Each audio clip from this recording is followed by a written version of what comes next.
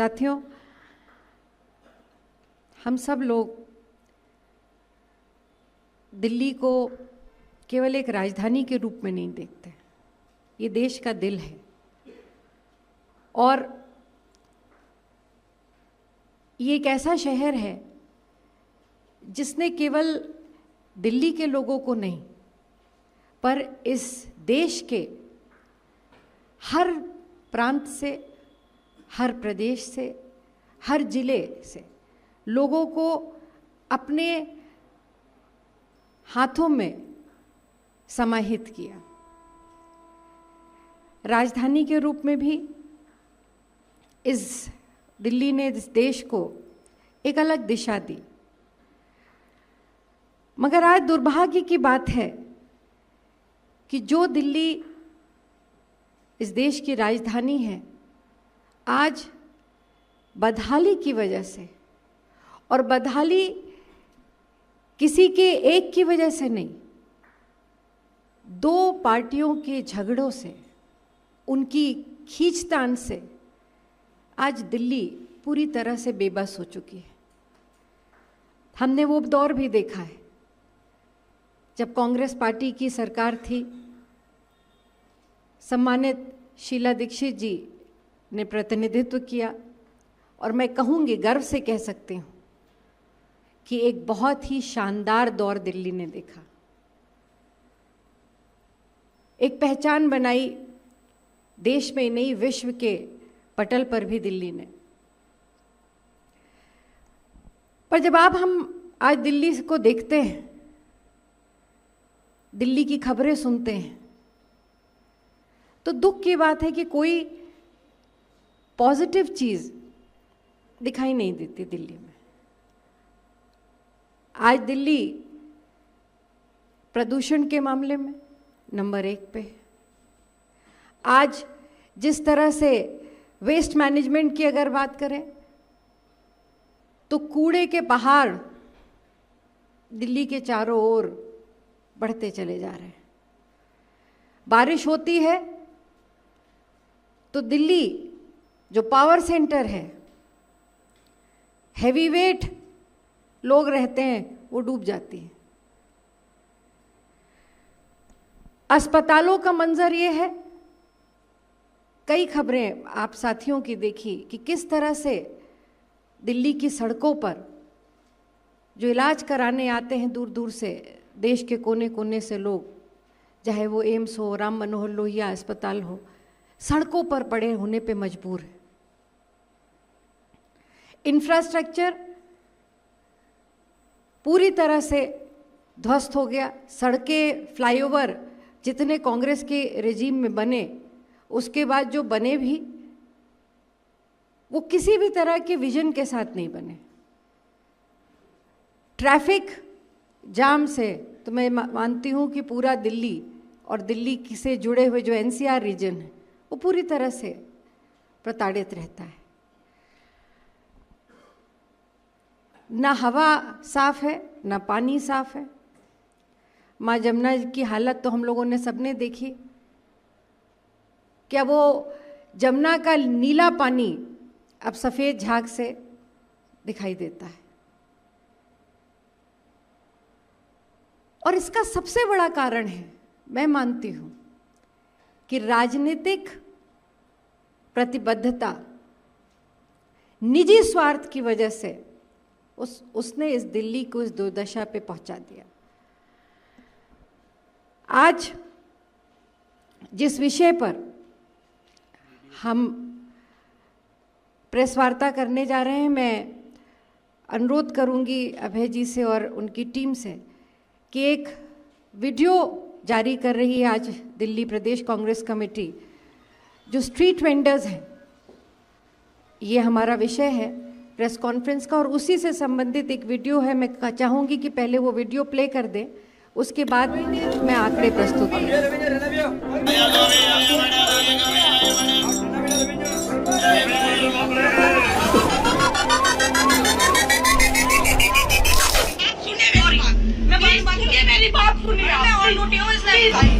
Sir, आप पे notice है मेरी दुकान हटाने का, पहले ये बता दो।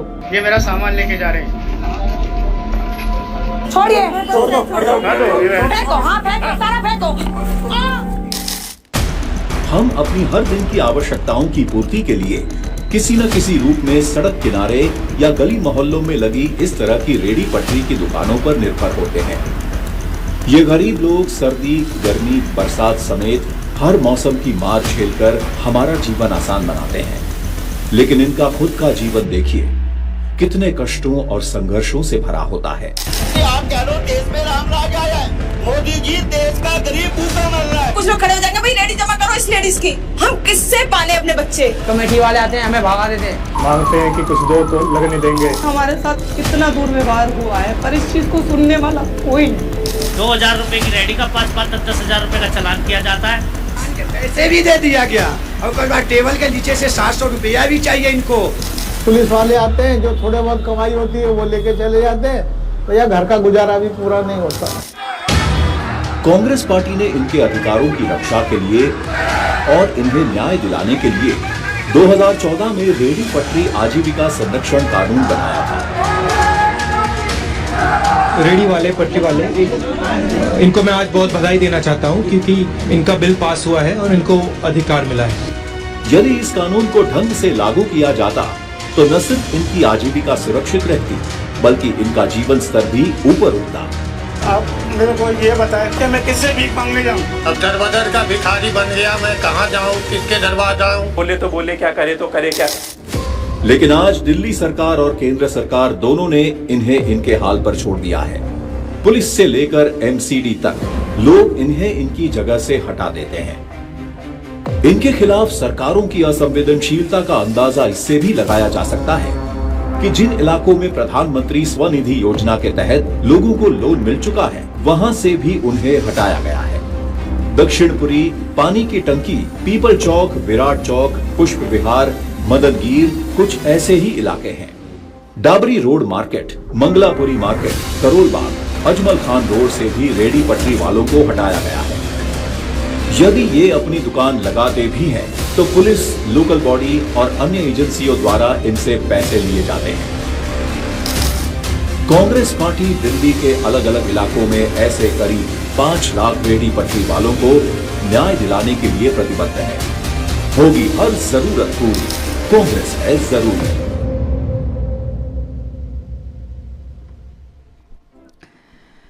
धन्यवाद। मैं अब आपसे कुछ आंकड़े और कुछ सत्यता आपके सामने साझा करना चाहती हूँ। साथियों, ये जो रेडी पटरी वाले हैं, ये वो लोग हैं जो अपने परिवार का भरण पोषण करने के लिए दिल्ली में, दिल्ली के आसपास और यहाँ तक कि देश के कई सारे राज्यों के कोने कोने से जो गरीब आदमी अपने परिवार के लिए 2 पैसे कमाने के लिए आता है, एक छोटी सी दुकान रखकर पैसे कमाकर अपने परिवार का पालन पोषण करता है, ये उनका दुख है, ये उनकी तकलीफ है। ज़्यादातर लोग, मैं ये कहूँगी, हमारे पूर्वांचल के ही हैं जो यहाँ पर रेडी पट्टी लगा करके अपनी जीविका अर्जित कर रहे हैं। साथियों, मैं चाहती हूँ थोड़ा सा आप ध्यान इस पर ज़रूर दें। 5 मार्च 2014 को कांग्रेस की सरकार थी। देश भर में रेडी पटरी पर काम करने वालों के लिए कानूनी अधिकार उनको दिया गया था। ये कानून पास हुआ। इस कानून का नाम था रेडी पटरी आजीविका संरक्षण कानून 2014। दुर्भाग्यवश कानून के आने के बाद कांग्रेस की सरकार चली गई और दिल्ली में केजरीवाल जी की सरकार आ गई।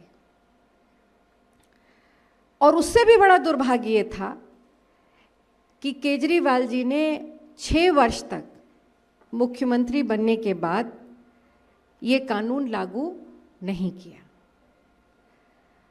उसके बाद 3 अक्टूबर 2019 को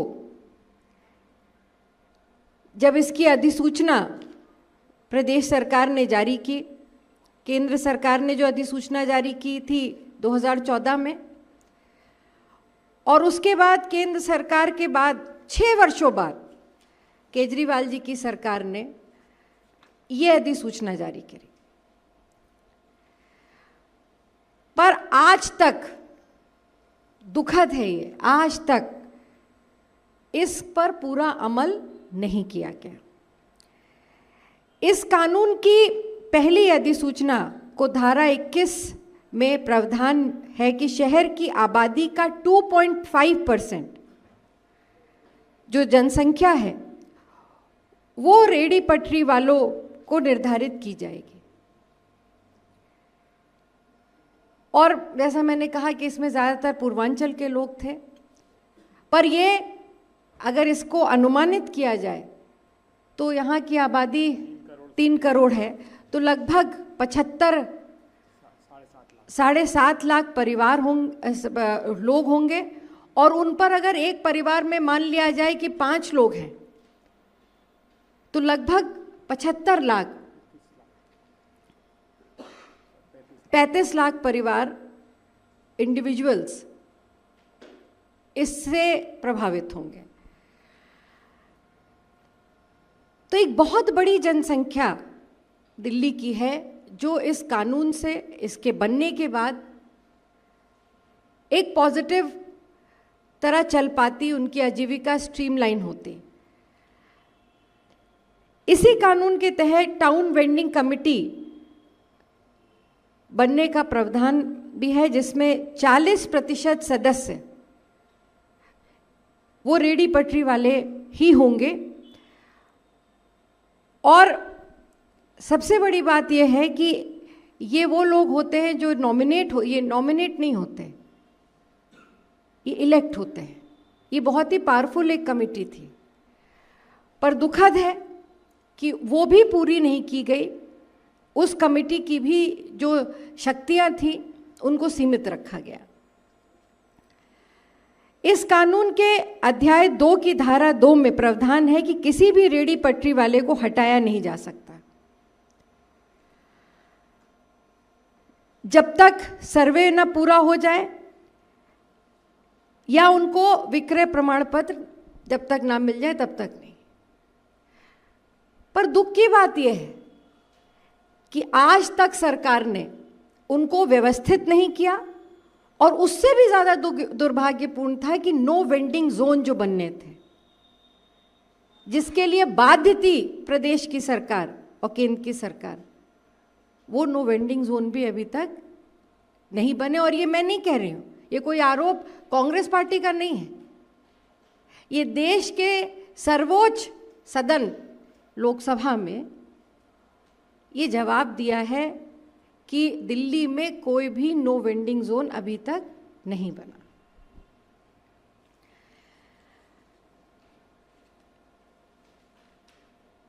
जैसा कि आपने वीडियो में भी देखा कि भारत सरकार एक योजना लेकर के आई जिसमें रेहड़ी पटरी वालों को प्रधानमंत्री द्वारा एक स्कीम के अंतर्गत कुछ लोन दिया जाएगा। पर मैं ये जानना चाहती हूँ कि एक तरफ तो आपने एक गरीब आदमी को लोन तो दे दिया, पर वो लोन वापस कैसे करेगा? अगर उसकी दुकान आप रोज पुलिस वाले आएंगे और 4 डंडे मार करके उसको, या एमसीडी वाले आएंगे 4 डंडे मार करके उसको भगा देंगे, तो वो लोन उसकी मदद नहीं करेगा, उसके और उसके परिवार के लिए अभिशाप बन जाएगा, और बन गया है। ये एक बड़ी चुनौती खड़ी हो गई है। साथियों, आज जो परिवार रेहड़ी पटरी में दुकान लगा रहे हैं, उनको व्यवस्थाएं नहीं मिली, प्रमाण पत्र नहीं मिले। जैसा कि जो कुछ आंकड़े जारी हुए, मात्र 72,467 स्ट्रीट वेंडर्स की पहचान हुई। अब आप लोग भी पूरे दिल्ली में घूमते होंगे, क्या इतनी संख्या है? इससे कहीं ज़्यादा होगी। तो सरकार तो अभी तक उनको चिन्हित करने में ही असफल रही। एक लंबी पारी खेलने के बाद भी ये सरकार उनको चिन्हित नहीं कर पाई। और उसमें भी जो सर्टिफिकेट जारी किए उन्होंने, 72,000 चिन्हित किए थे, उसमें भी 62,000 सर्टिफिकेट जारी किए, 1000 सर्टिफिकेट, और उनमें से भी पहचान पत्र भी मात्र 56,422 ही जारी कर पाई। तो पूरी तरह से असफल रही है ये प्रदेश सरकार। अपनी नीति के खिलाफ अपनी नीति को ना लागू करा पाना, ये मैं मानती हूँ किसी भी सरकार की सबसे बड़ी विफलता है।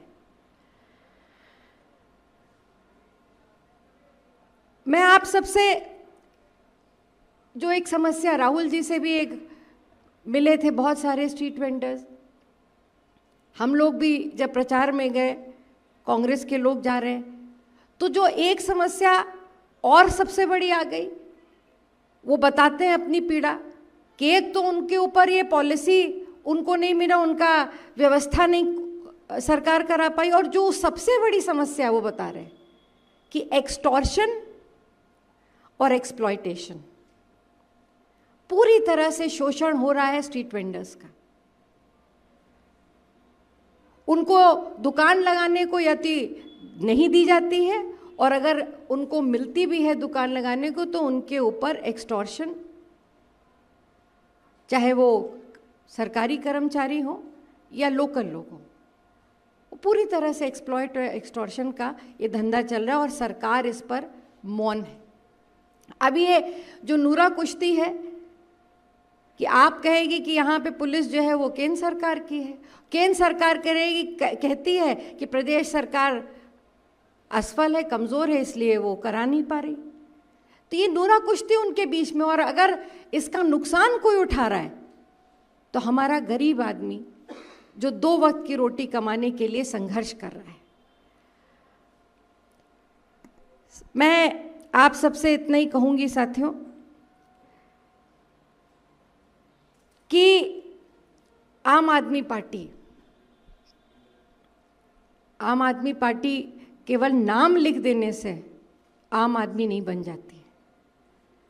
आम लोगों की सोच को अपने साथ आत्मसात करने से, और यही मुझे तो याद आता है वो आंदोलन, जिस पार्टी का जन्म इसीलिए ये कह करके हुआ हो, वो अपने उद्देश्य से, अपने लक्ष्य से पूरी तरह से भटक चुके हैं।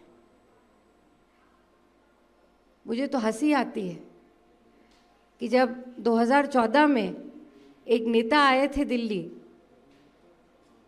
वो खासा करते थे, पर तब दिल्ली खुशहाल थी। आज पूरी दिल्ली खास रही है और नेता खुशहाल है। तो बहुत दुखद है, दिल्ली के 35 लाख की जो जनसंख्या है, जो स्ट्रीट वेंडर्स हैं, किस तरह से केंद्र सरकार और प्रदेश सरकार की विफलता के कारण उनके पेट पर जो लात पड़ी है, उनकी तकलीफ़ें, उनका दुख आज सरकार नहीं देख पा रही है। पूरी तरह से केंद्र सरकार और प्रदेश सरकार विफल हो चुकी है। पर ये हमारा वादा है कि जो कानून कांग्रेस पार्टी ने 2014 में जब हम लाए थे, हमारी सरकार बनेगी तो हम उसको पूरी तरह से लागू करेंगे और स्ट्रीट वेंडर्स को उनका अधिकार देंगे। बहुत बहुत धन्यवाद।